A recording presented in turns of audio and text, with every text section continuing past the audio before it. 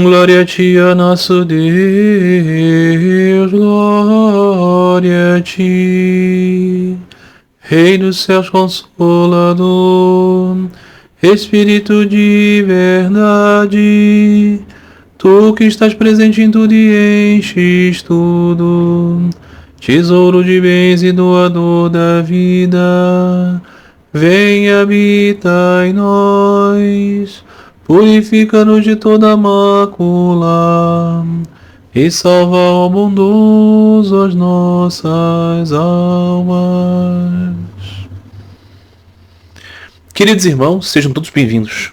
Mais uma vez estamos aqui reunidos para a série em que lemos o Evangelho do Senhor Jesus, capítulo por capítulo. Estamos aqui considerando primeiro nesta série os 4 evangelhos canônicos, né? Os evangelhos de Marcos, de Lucas, de Mateus e de João, né?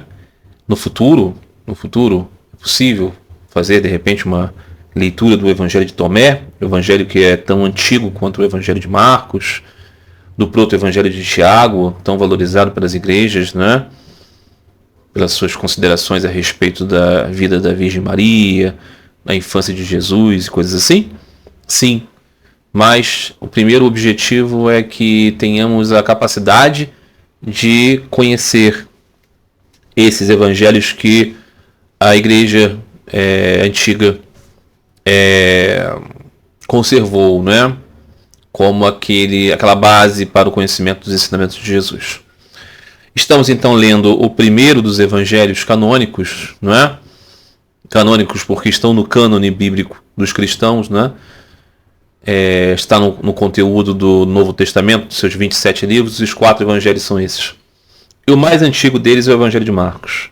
Estamos então hoje indo para o 8º capítulo desse evangelho. No episódio anterior, naturalmente estávamos lendo o 7º capítulo, e as questões eram Jesus e os preceitos da lei judaica, a mulher sírio-fenícia e Jesus cura um surdo mudo. Nós vamos lembrar aqui como síntese, né, que no que diz respeito aos preceitos da lei judaica, o ponto era a respeito das abluções ritualísticas antes de se alimentar. Então, os discípulos de Jesus estavam comendo sem fazer tais abluções. Uma ritualística forma de lavar as mãos para poder comer a comida abençoada por Deus. E quando Jesus foi questionado sobre isso, ele fez entender que a questão mais importante que deveria ser, né, atentada por todos, deveria ser a pureza dos nossos sentimentos, a pureza do que existe no nosso coração, a pureza daquilo que a gente manifesta. E isso, né, sempre que nós vamos a esses tópicos, o ponto não é que seja errado os elementos rituais, não é que seja errado preocupações que as pessoas religiosas têm com fazer as coisas de maneira mais correta, mais bonita, mais solene. Que sempre pode aparecer isso, né? Então Jesus está renegando a possibilidade de haver qualquer tipo de preocupação que seja ritual nesse sentido. Não é disso que se trata. O caso é que Jesus observava aqueles homens terem uma dificuldade muito grande de adornar a sua vida interior com os elementos bonitos que a sua piedade, né, externa reclamava. Então, sempre é isso que a gente deve tentar atentar, né? As indicações de Jesus são sobre a sinceridade, né? Sri Ramakrishna Paramahansa diz que a austeridade de nossa época é ser veraz, ser verdadeiro. E a época de Jesus é a mesma época de Ramakrishna, em certo sentido, quando consideramos a era de Kali, né? Estamos todos nessa era. Uma era em que somos mais frágeis, somos mais fracos, somos mais estúpidos, somos mais tentados a sermos mais mundanos. E nós não conseguimos muitos atos ascéticos, nós não conseguimos muitas deliberações geniais, mas nós podemos, pela prática da devoção, alcançarmos aquilo que no passado, em outras eras, apenas os grandes atletas e grandes gênios conseguiram. Então, nessa época, nós temos Bhakti como o refúgio dos pequeninos. Mas para que tenhamos Bhakti, precisamos ser sinceros, não é? Então, em teoria, um praticante ritual muito ciente da sua prática ritualística, ele é visto por muitos como um bhakta, né? Porque ele está muito arvorado em fazer as coisas muito bem feito. Mas, na verdade, segundo o ensinamento de Sri Ramakrishna, esse que realiza as coisas rituais, ele está agindo como um karma yogi. Se ele atenta apenas para a parte material da coisa toda. É quando ele busca o Senhor por amor que ele se torna um bhakta. Jesus está dizendo basicamente a mesma coisa aqui. Vocês deveriam se preocupar primeiro com as coisas que poluem vocês de dentro. Então ele dizia, nada que vai entrar pela boca de vocês vai causar esse dano espiritual. Mas aquilo que sai da boca de vocês vai causar esse dano espiritual. Nós vimos no episódio anterior que os mesmos discípulos do círculo interno do Senhor não entenderam aquilo. Por quê? Porque eles estavam dentro de uma conformação ortodoxa. Então Jesus teve que explicar para eles que o ponto da vida espiritual era o que desenvolvemos dentro. A outra questão era da mulher sírio-fenícia, também considerada aqui, que é aquela mulher grega, aquela mulher, né, cananeia, aquela mulher que não era judia, okay? Aquela mulher que não era da tribo, né, da família espiritual de Abraão, Isaac e Jacó.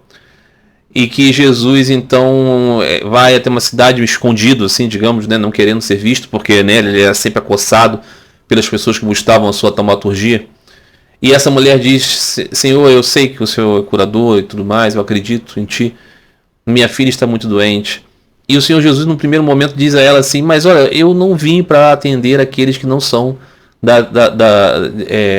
judeus.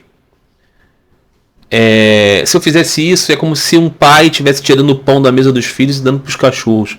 Veja, uma frase extremamente grosseira, uma frase extremamente contundente, ofensiva. Há alguns dias um rapaz me perguntou assim, será que no Evangelho de Jesus Jesus nunca falou algo ofensivo e os seus discípulos e devotos retiraram? Não retiraram. Está aí. E aquela mulher, então, nós percebemos, né, pela narrativa do Evangelho, que isso é uma escada, sabe escada? Num programa de humor onde uma pessoa coloca uma situação para que o outro crie a situação anedótica principal, ou numa situação qualquer, né, artística, onde você tem um coadjuvante que faz a cena acontecer para que alguém brilhe. Aqui Jesus está divinamente se colocando como alguém para dar a base para a mulher demonstrar a grande fé. Então, ao dizer isso, o que ele poderia esperar? Ela dizia assim, então tá bom, seu judeu chato e tal, seu orgulhoso e tudo mais, eu não preciso de você, você é um mentiroso, você é um falso profeta. Poderia dizer tantas coisas assim. Mas ela não diz isso, ela diz, tá bom, então como um cachorrinho eu fico feliz em receber a migalha. E aí Jesus diz, então, porque você é muito humilde, a sua fé é grande e por isso o milagre se deu. Então isso é um sinal de qual é o ponto de conexão. O ponto de conexão é fé profunda. Aquela mulher tinha acharada fé e tinha humildade, né? Então é assim que nos conectamos com Deus, porque nós somos suas partes, né? E depois nós tivemos a cura do sul do mundo, que tem um elemento muito interessante que Jesus coloca, não é? Vamos ver se foi isso mesmo, se não estou confundindo. Isso. Ele coloca a argila, né, no ouvido do homem, cospe e tudo mais. Muitas pessoas, né, da tradição antiga das igrejas consideram que esses elementos, há também um cego, né, que foi curado assim, colocando, né, terra nos olhos com cuspe e tudo mais, que consideram que esses elementos materiais envolvidos nas curas dizem a respeito da presença sacramental, ou seja, está nos evangelhos de que muitas vezes a graça de Deus atua através de espécies. É bastante razoável compreender assim que um meio se dá, não é, para que as coisas se realizem. Então, quando nós temos nas religiões, por exemplo, a utilização de espécies sagradas, algumas pessoas podem pensar, né, por qual razão eu preciso de, né, dessas espécies para poder ter uma relação com Deus, se Deus é espírito? Sim, Deus é espírito. Nós também somos espírito. Mas nós não estamos incorporados aqui, nesse mundo de matéria? Não é? Essa matéria veio de onde, vocês acham? Essa matéria veio da mente de Deus. Então, a questão é que muitas vezes tudo está muito imiscuído, não é? Então, o fortalecimento da fé através de aspectos materiais é um dado da realidade, não é? Muito bem. Então, meus amigos, hoje vamos para o capítulo 8º. Seguimos daqui. Faça essa leitura anterior para que nós tenhamos nessa linha continuadora. Hoje, neste capítulo 8º do Evangelho de Marcos, quais serão os temas que vamos tratar hoje? A nova multiplicação de pães e peixes, o sinal pedido pelos fariseus. Jesus cura o cego em Betsaída. Pedro recebe Jesus como Messias. Pedro reconhece Jesus como Messias. O primeiro anúncio da paixão. As condições para seguir Jesus. Só grandes hits neste evangelho maravilhoso. Então vamos lá. Naqueles dias, havendo de novo uma grande multidão, e não tendo eles o que comer, Jesus, chamando os discípulos, disse-lhes: Condói-me desta multidão, porque há já 3 dias que estão comigo e não tenho o que comer. Se eu os mandar embora em jejum para suas casas, desfalecerão no caminho, e alguns vieram de longe. Os discípulos responderam-lhe: Como poderá alguém saciá-los de pão aqui no deserto? E ele perguntou-lhes: Quantos pães tendes? Eles disseram: 7. E Jesus ordenou à multidão que se sentasse no chão. E tomando os 7 pães, deu graças. Partiu-os e dava-os aos seus discípulos, para eles os distribuírem à multidão. E havia alguns peixinhos. E abençoando, disse que também os distribuíssem. Comeram e ficaram satisfeitos, e levantaram 7 cestos de sobras.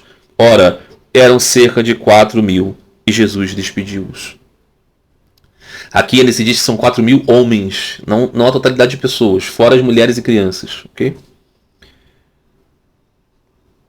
Muito bem. Aqui, novamente, né? Esse é um milagre quase que idêntico ao milagre da multiplicação de pães e peixes já lido anteriormente.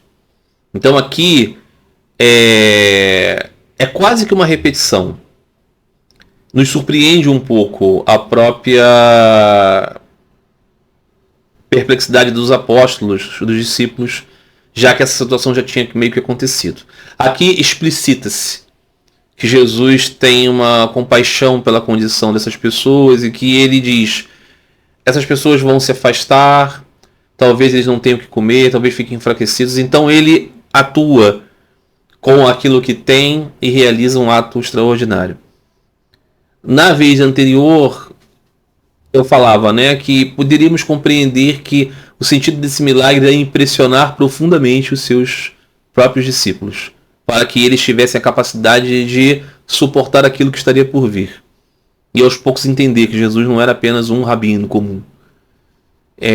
Nós podemos entender que é da mesma forma, e também o grande aspecto que é: o Senhor é tocado pela misericórdia, condói-me. Ele sente misericórdia. Então, todas as vezes que você observar que o ato de misericórdia, o ato de sentir compaixão de alguém, ele não está, de certa maneira, correlacionado com o Evangelho, você deve saber que não é verdade, ele está. Porque, ainda que Jesus saiba muito bem que os nossos corpos são perecíveis, que todos nós somos almas eternas, que nós não deveríamos nos importar com esse mundo, isso não significa dizer que ele desconsidere a condição concreta da jiva atada. Atada a esse mundo, nós todos estamos aqui tão vinculados, não é? Eu posso conceber que eu sou uma alma espiritual eterna, parte do Senhor, mas no final das contas eu estou tão condicionado na minha condição de Marcelo. Então eu tenho sofrimentos de Marcelo, sofrimentos muito concretos de um homem de 48 anos, né, vivendo nesse século XXI. Então o Senhor olha para nós e percebe a nossa incapacidade de sermos plenamente o Atman, o eu, que está unido com Deus e que... Não. Então, compadecidos desses personagens, ele atua com misericórdia. O que ele faz? Ele faz aquilo que eu e você não podemos fazer. Vamos deixar isso claro. Ao longo do tempo, as pessoas dizem assim: isso é uma exortação para que nós venhamos a dividir o nosso pão, que é pouco, com todos. É claro que nós devemos ser exortados a termos compaixão e misericórdia, mas o fato é que aqui houve uma multiplicação da matéria que nós não podemos realizar no sentido que Jesus realizou aqui. Nós podemos fazer esforços para, sim, né, esticar o pouco que temos. E sem dúvida nenhuma isso é um chamado para pessoas espirituais. Por quê? Como disse Sri Ramakrishna, não pense ao patife, que quando você está alimentando o faminto, você está sendo grande e bonzão. Pense que você está alimentando Deus através daquela forma, que Ele te deu para servir. É um privilégio que o Senhor lhe deu, né? Você quer me servir tanto, então eu estou aqui permitindo que você alimente esta Giva que eu vivo no coração dela também, né? Então, esse é um ponto importante. Aqui registra-se um milagre. Aí alguém pode dizer assim, eu não acredito. Eu acho que tudo isso aí é uma história para incutir nas pessoas um certo senso de sagrado, ou para fazer essa questão de exortar as pessoas a dividir. Esta leitura não vai ajudar você a ler o Evangelho. Ler o Evangelho assim é melhor não ler. Por quê? Porque o Evangelho é um livro de fé. É um livro para introduzir no seu coração ternura espiritual, enternecimento da sua compreensão. Então, devemos compreender o sentido espiritual dessas palavras. Aqui está falando da grandeza do Senhor, está falando do seu amor. Está falando do Senhor como Avatara, está falando do Senhor como aquele que pode mais do que nós. Como disse Sri Ramakrishna, o Avatar é como um tronco imenso, que carrega com ele até elefantes. E quando nós somos galinhos, que até uma joaninha, se pousar em nós, afunda. Ok? Muito bem. E subindo logo para o barco com os discípulos, foi para os lados de Dalmanuta. E vieram os fariseus e começaram a discutir com ele, pedindo da parte dele um sinal do céu para o porem à prova. E Jesus, suspirando profundamente no seu espírito, diz: Por que procura esta geração um sinal? Amém vos digo, se será dado a esta geração um sinal.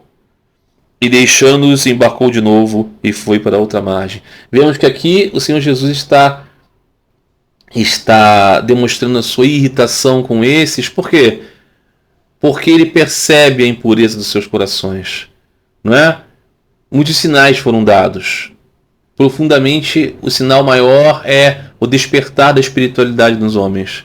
Mas aqueles, eles querem pegar ele em algum tipo de circunstância escritural complicada, alguma fórmula que não funcione, alguma situação do sábado, essas coisas assim. E Jesus demonstra aqui um enfado, uma vontade de não se relacionar. Ele não está aqui dizendo assim, tá bom, eu tenho então cumprir essa função de demonstrar para eles. Não. Não. Até para não aumentar a responsabilidade deles com o próprio erro. Não é? Isso acontece muitas vezes, né, no mundo. Muitas vezes as pessoas dizem isso, né? Eu quero provas, eu quero manifestações. Né? Essas pessoas não querem provas. Sabe quando você entra numa conversa em que os dois lados não estão abertos a mudar de ideia? Que conversa é essa? É apenas um degladiar-se de posições orgulhosas, não é? Então, aquele que permite mudar de ideia é alguém que pode ser convencido de alguma coisa. Nós não vemos hoje em dia, né, essa coisa dos podcasts, dos debates e tudo mais. E ninguém está disposto a conversar para ver quem está mais esclarecido e até mudar de ideia, né? Como era nas grandes disputas filosóficas do passado na Índia, né? Que você tem isso, né? Um grande debate. Então alguém ofereceu uma argumentação tão sólida que aquele vencido se torna seu discípulo e os discípulos desse vencido se tornam discípulos daquele vencedor. Esse é o tipo de coisa sincera. Né? Não é disso que se tratava aqui. E os discípulos tinham se esquecido de levar pães e a não ser um só... E os discípulos tinham se esquecido de levar pães e a não ser um só, não tinham pão no barco. Jesus o avisou, dizendo: Olhai, tomai cuidado com o fermento dos fariseus e com o fermento de Herodes. E eles diziam uns aos outros: Não temos pães. E ele, percebendo, lhes diz: Por que estáis dizendo que não tem pães? Ainda não entendestes nem compreendestes? Tendes o vosso coração empedernido? Tendo vós olhos, não vedes, e tendo vós ouvidos, não ouvis? E não recordeis quando partiu os 5 pães para os 5.000, quando cestos cheios de restos recolhestes? E eles disseram-lhes: 12. E quando partiu os 7 pães para os 4.000, quantos cestos cheios de bocados recolhestes? E disseram-lhe: 7. E ele dizia-lhes: Ainda não compreendeis? Então aqui o ponto, né? Em outra passagem, aqui nós vamos ter o fermento dos fariseus e dos saduceus. Aqui o fermento dos fariseus e de Herodes. Qual era o fermento dos fariseus e de Herodes? As questões teológicas, as armadilhas para pegar o Senhor Jesus em querelas doutrinárias, o poder político, não é? A vassalagem para Roma, a insinceridade em relação ao patrimônio da fé. Então, quando os discípulos falaram para Jesus, nós estamos sem pão, o pão para a propiciação das próprias refeições, né, noturnas e da oração. Então Jesus disse para eles, aproveitando o gancho da palavra pão, e disse: o que vocês precisam ter cuidado mesmo é com o fermento dos fariseus e de Herodes. Era um jogo de palavras, ok? Mas os discípulos são muito lentos, são muito fraquinhos mesmo de entendimento. Eles eram muito puros de coração, eles amavam muito o Senhor. Isso acontece também com Sri Ramakrishna. Sri Ramakrishna diz à mãe: ó mãe, por que ele só tem um kala de entendimento? Né? Então eles não entenderam. E Jesus falou assim: vocês sabem, né? Eu mostrei para vocês que se eu quiser multiplicar pão, eu faço, né? Lembra que vocês, né? Quantos, né? Para 4.000 pessoas e sobrou, né? Tantos cestos. Então será que é do pão que eu estou falando aqui, queridos? Então vocês têm olhos e não veem? Vocês não percebem? Será que o coração de vocês está adormecido? Está orgulhoso? Está lento? Porque tudo isso, para nós que lemos, é incompreensível. E Jesus está falando do quê? Está falando que a capacidade deles de compreender era muito limitada. Muitas vezes a nossa capacidade é muito limitada, não é? E por isso temos que nos esforçar para ir ao âmago do entendimento. Então ele diz: eu não estou falando da matéria pão, eu estou falando daquilo que é importante para os fariseus, que é o apego às questões teológicas. Por que as pessoas brigam tanto por religião? Às vezes são coisas idênticas, muito parecidas, mas a má vontade com o outro é tão grande. Não é verdade? E o poder político? E o poder político e religioso? Então Jesus estava dizendo para os seus discípulos: o que vocês precisam tomar cuidado é com isso. Continua valendo para hoje, irmãos? Ou não? Será que é atual? É, né? Muito bem. E chegam a Betsaída e trazem-lhe um cego e pedem-lhe que o toque. E Jesus, segurando a mão do cego, conduziu-o para fora da aldeia e, cuspindo-lhe nos olhos, impôs as mãos e perguntou: vês alguma coisa? E ele, olhando para cima, dizia: vejo os homens, vejo-os andando como árvores. Em seguida, de novo, lhe impôs Jesus as mãos sobre os olhos, e ele viu bem, e ficou curado, e enxergava tudo nitidamente. Jesus mandou-o para casa, dizendo: nem sequer entres na aldeia. Primeiro ponto, né? Novamente a questão aqui do elemento material. Para aqueles que dizem, né, não tem sentido, não é o sacramento. Ao que parece, Jesus mostrou um caminho de que, juntando fé e certos elementos, você reforça o poder da fé, porque aquele homem tinha fé no Senhor. Por isso que o milagre se realizou, ok? Então, muitas vezes você pode, né, perceber essas coisas. Nas tradições religiosas diversas, você tem o alimento espiritual, material mesmo, mas ele está unido com o quê? Com a oração. Então, infunde, Senhor, o seu poder através desse alimento. Isso é evangélico? Está no Evangelho, sim. Está no Evangelho, sim. Talvez uma pessoa assim muito progressista, muito racionalista, não queira ver. Mas ele terá que simplesmente ignorar o Evangelho, não é verdade? No Evangelho tem. Então tem, né? Mas depois ele diz assim: não vá nem para a aldeia. Por que será? Porque senão o pessoal vai falar: aquele cara é cego, agora vê. Quem fez foi Jesus, vamos lá. Blá, blá, blá, blá. E Jesus não queria isso. Prova de que a sua missão não era curar os cegos. Não era fazer esse tipo de coisa. Mas ele fazia por misericórdia. Não é? E também para que ficasse um ensinamento para nós. Um ensinamento para nós que estamos aqui conhecendo. Muito bem.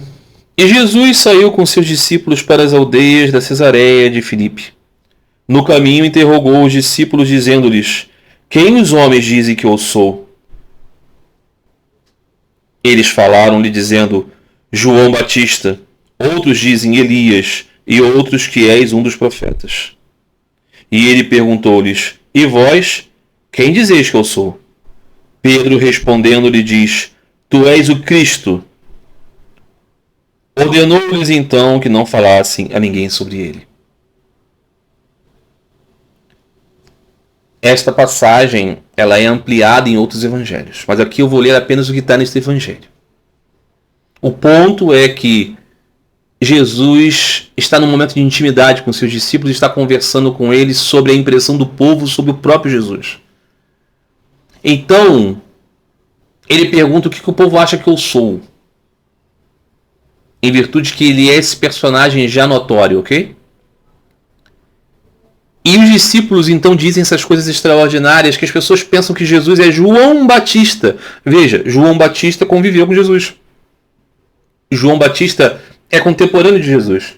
João Batista é primo de Jesus. João Batista e Jesus estiveram juntos no mesmo lugar físico. Como é possível então que as pessoas compreendessem que Jesus e João Batista são o mesmo? Porque eles tinham o conceito judaico, que está expresso na Kabbalah, no misticismo judaico, de que a alma ela pode se multiplicar em várias experiências numa mesma época, considerando que esta alma, esta faísca de Deus, essa parcela de Deus, ela tem potências a conseguir iluminar e resolver e acender para que na completude de suas potências volte para o gerador de todos.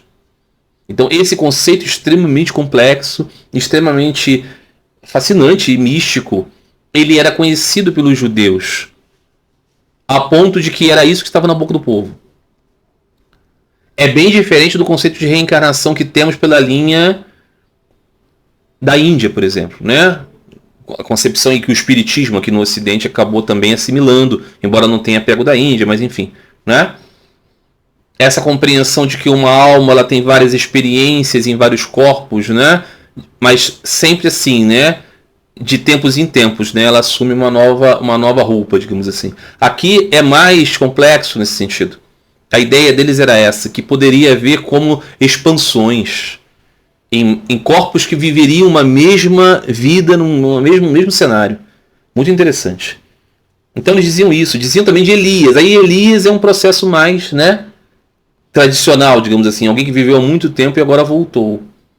E outros diziam, ao qualquer outro dos profetas. Então estava muito enraizado no conceito daqueles judeus dos dias de Jesus a ideia da alma vindo ao mundo várias vezes. Então todas as vezes que você ouviu falar assim, não se trata disso de reencarnação, não está presente. Está presente. Está presente sim como conhecimento daquele povo. Não era uma coisa alienígena para eles. O fato é que também existiam conceitos do esoterismo dos próprios judeus, que depois, muitos séculos depois, foi tornado assim melhor explicado através de formulações de grandes professores e tudo mais, mas estava já presente lá. A vida mística, né, do povo. Então Jesus pergunta a eles, mas e vocês o que pensam que eu sou? Então Pedro, à frente dos outros, diz, você é o Cristo. O que é o Cristo? O Cristo é o Messias. O Cristo é o ungido. A palavra Cristo é uma palavra grega que significa aquele que foi ungido por Deus para realizar o quê? A libertação dos judeus. A liderança dos judeus. O guiamento dos judeus como povo. Então aqui no Evangelho de Marcos a declaração é essa. Tu és o Cristo. O Cristo aqui não é o Cristo da cristologia. Não é o Cristo segunda pessoa da Santíssima Trindade. Não é o Cristo da concepção cristológica que vai surgir nos séculos 4 e 5 e em diante com os concílios da igreja. Não é isso. Só um minuto. Tive que parar aqui para que a cachorrinha quis sair do ambiente. Malane quis deixar aqui a sessão. Então esse é o ponto. Porque esse evangelho aqui traz isso de forma mais lacônica. Em outros evangelhos isso é muito mais desenvolvido. Ok? Então o que acontece? Jesus ouve essa palavra de Pedro e diz o quê? Eu quero que vocês silenciem a respeito sobre Jesus. Aqui não há um grande desenvolvimento sobre a própria expressão de Pedro. Então eu não vou desenvolver aqui o que é o mais relacionado com essa passagem, que são as petições católicas sobre a liderança do apóstolo Pedro, a própria ideia da Igreja Católica Romana como guiada por Pedro e tudo mais, e tudo que se decorre Porque os outros evangelhos que vão trazer isso mais desenvolvido também trazem outros aspectos muito controversos e complexos dessa questão. Então aqui vamos ficar por aí, né? Veja que aqui Jesus não dá uma sentença a respeito do que é.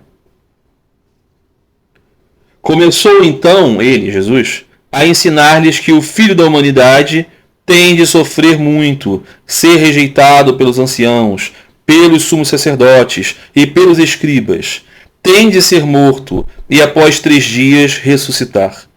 E dizia claramente essas coisas. Veja, aqui Jesus está dizendo, é parte de sua missão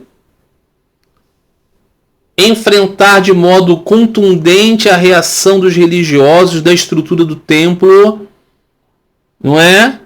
Dos eruditos, sacerdotes, escribas e anciãos, ou seja, líderes, presbíteros, líderes da sociedade judaica. E nisso ser morto. Ok? E que após 3 dias ressuscitaria. Tudo foi dito. Ele disse claramente todos os passos como parte do plano de Deus. Isso é o plano de Deus. Foi para isso que ele veio. Para anunciar o Pai, o Filho, as almas que têm um Pai divino e eterno. E para cumprir isso nesta jornada de renúncia de si mesmo, de sacrifício, de morte e ressurreição. Tudo isso estava colocado como plano.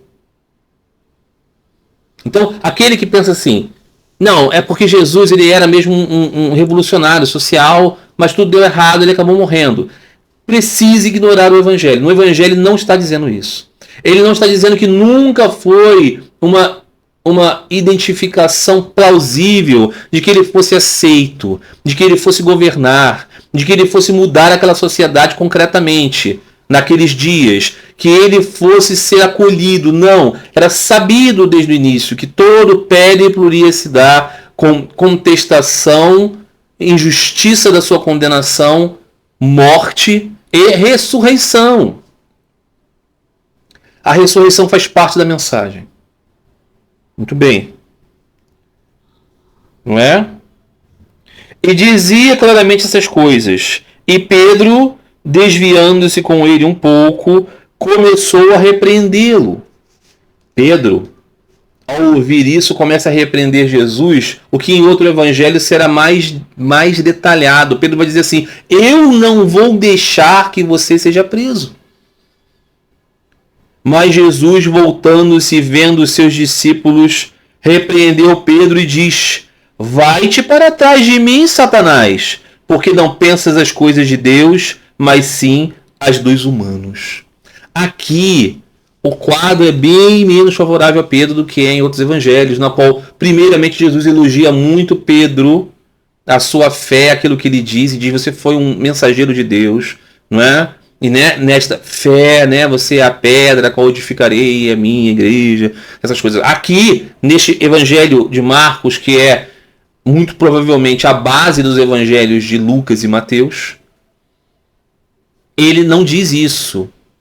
Ele nada diz a respeito da palavra de Pedro e depois diz que Pedro está como Satanás, como inimigo, como adversário, porque ele está falando coisas que não são relacionadas ao plano de Deus, que é Jesus ser crucificado, mas sim sob o ponto de vista dos homens, que está querendo fugir da morte. Isso é bem humano, não é? Então aqui a situação é um pouco diferente, né? Bem diferente, dramaticamente diferente. Nos outros evangelhos nós vamos ver isso, se Deus permitir que nós chegamos a ler. Pedro diz, tu és o Cristo, filho do Deus vivo. Então já muda um pouco, né? E aí a declaração de Jesus é dizendo, isso é muito bom, isso vem de Deus. Aqui é o Messias, é o Cristo. E Jesus não diz nada. E depois só diz a eles o que vai acontecer. Os judeus não aceitam Jesus como Cristo, como Messias, porque de fato, do ponto de vista concretamente histórico, aquilo que é assim, identificado como a tarefa do Messias, Jesus não realizou. Ele de fato não foi um líder do povo que venceu, né, um rei guerreiro, né, alguém que tomou essa posição de ungido por Deus de um ponto de vista material, secular, mundano. Não foi isso que ele fez. A igreja então sempre considerou, né, que o aspecto Messias do Cristo é a vitória espiritual que ele concede à humanidade. É claro que você pode perceber assim também num sentido, mas o sentido histórico da observação da palavra Messias realmente é compreensível, né, que os judeus não acolham. Ciro, o gentio Ciro, foi Messias, porque ele de fato, né, colaborou nesse sentido de libertar o povo, levar o povo de volta, libertar do templo, essas coisas todas, né? Então aqui, o que Jesus diz? As suas ideias mundanas fazem querer me esconder, como se eu quisesse fugir dessa situação. Eu vim cumprir um papel. Ok? Muito bem. Chamando a si a multidão, juntamente com seus discípulos, disse-lhes: se alguém quer seguir atrás de mim, que se negue a si próprio e levante a sua cruz e me siga. Quem quiser salvar a sua vida, perdê-la-á. Mas quem perder a sua vida por minha causa e por causa da boa nova, salva-la-á. O que beneficia uma pessoa ganhar o mundo inteiro se perde a sua vida? Que coisa daria o ser humano em troca de sua vida? Pois quem se envergonhar de mim e de minhas palavras, entre esta geração adúltera e pecadora, também o Filho da Humanidade se envergonhará dela, quando vier na glória de seu Pai com os anjos santos. Palavras duríssimas e palavras extremamente contundentes que precisam de uma meditação. Então Jesus está falando na continuidade da bronca monumental que ele deu em Pedro. Ele está dizendo: se vocês pensam que é possível estar unido a mim e ter esse apego a corpo, carne, nome, personalidade, ser alguém na vida, vocês estão completamente enganados. A minha tarefa é uma tarefa, para o ponto de vista do mundo, absolutamente suicida. E vocês são comigo, se querem estar comigo. Então, tomai o meu corpo, bebei do meu sangue, tomem para si a minha companhia no martírio, inevitável se você é espiritual perante o mundo. Porque esta é a mensagem dolorosa da verdadeira e autêntica mensagem espiritual. Não é possível ser mundano e espiritual ao mesmo tempo. Não é possível subir e ao mesmo tempo estar descendo. Não é possível ao mesmo tempo estar descendo e ao mesmo tempo estar subindo. Uma coisa contradiz a outra. Então a mensagem de Jesus foi: eu estou guiando um grupo de mendigos. Não têm onde repousar a cabeça, não têm posses, renegam esse mundo, desprezam esse mundo, estão falando do Pai, estão falando de um corpo espiritual que é o verdadeiro ser do homem, a qual se ele perde esse, ele sim morre. Se ele negligencia esta condição espiritual, que é a sua real natureza, aí sim é morte. A morte deste corpo está dada. Todos que nascem morrem.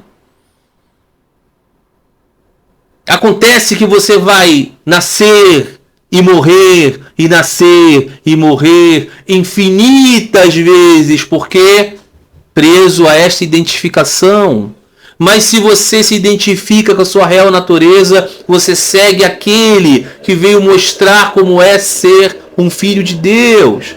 E nisso você vai necessariamente, para viver essa experiência de ser parte com ele, se contradizer com o mundo. Inevitavelmente é isso. Inevitavelmente é isso. Esta mensagem é a mensagem profunda do Evangelho, que progressistas renegam. Os tradicionalistas do cristianismo renegam muitas coisas do Evangelho também, a começar pela profunda misericórdia do Senhor para com os necessitados, para o seu profundo desprezo pelos poderes do mundo. Os tradicionalistas que gostam dos seus basileus, dos seus czares, dos seus Putins, dos seus reis, das suas nações, dos seus impérios, renegam o Evangelho porque Jesus despreza toda esta coisa. Despreza a sua fantasia ridícula de Bizâncio, de Império Austro-Húngaro, todas essas patifarias nada tem a ver com o evangelho. Nada tem a ver. Nada tem a ver. É ridículo. Mas é ridículo também considerar que o evangelho tem a ver com dividir terra, com fazer casa, com fazer poço artesiano, fazer hospital, dividir a renda, todas essas patifarias também. Que não tem rigorosamente nada a ver com isso. É um desprezo profundo pelo mundo. É chamar as pessoas pela morte, deste senso de identificação, porque a verdadeira vida não tem a ver com a transitoriedade. Este é o chamado do Evangelho, doa a quem doer. E por isso que anunciá-lo é tão difícil. Porque ele é a contradição da própria ideia que temos de configuração nesse mundo. Ok? Muito bem, meus amigos. Então foi esse o capítulo 9. O 8º do Evangelho de Marcos. Na próxima semana, se Deus quiser, vamos continuar lendo este tratado sobre os ensinamentos do Senhor Jesus, este anúncio da radicalidade dos seus luminosos conceitos. Não é? Eu espero que vocês todos tomem esse alimento espiritual como necessário, ainda que às vezes possa parecer um pouquinho difícil de tragar, mas sabendo que isso é a nossa dificuldade atada ao mundo. Que esse é o maná do céu. Ok? Então é isso. E que meditem para que na próxima semana possamos continuar nesse fio. Um grande abraço, meus amigos, a todos vocês. Até a próxima semana, se Deus quiser. Fiquem todos em paz. Fiquem todos com Deus.